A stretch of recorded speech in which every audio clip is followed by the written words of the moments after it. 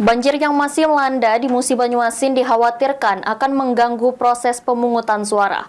Hal ini dikarenakan masih ada sekitar 40-60 TPS di Kabupaten Muba masih terendam banjir. Jadi yang halaman ini menunjukkan halaman keberapa? 4 ini.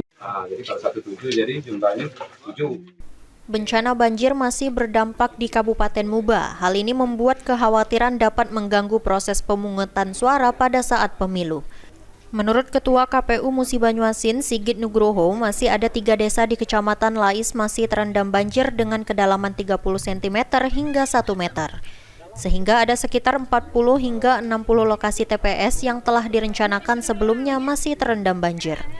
Atas hal tersebut, KPU akan segera melakukan rapat koordinasi untuk perubahan pendirian TPS di lokasi yang masih digenangi banjir. Yang saat ini dalam konsentrasi kita yang sudah kami dapatkan laporannya yaitu Desa Ulah Macang, Desa Macang Sakti, dan Desa Rantau Kroya. Itu di 2 kecamatan, yaitu Kecamatan Sangadesa dan Kecamatan Lais.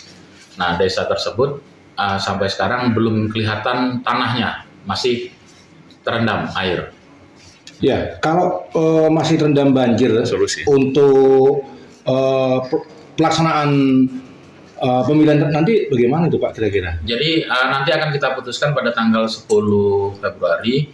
Kita masih melihat debit air sudah turun dibandingkan yang lalu. Kalau yang lalu itu ketinggiannya kurang lebih 1 sampai 1,5 meter. Sekarang sudah turun, sudah tinggal sekitar 50 cm ya. Harapan kita di tanggal 10 nanti sudah turun lagi dan kelihatan tanahnya. Jadi tidak ada relokasi TPS di sana. Jadi TPS yang memang sudah kita rencanakan, titik-titik koordinatnya tidak akan berubah seperti itu.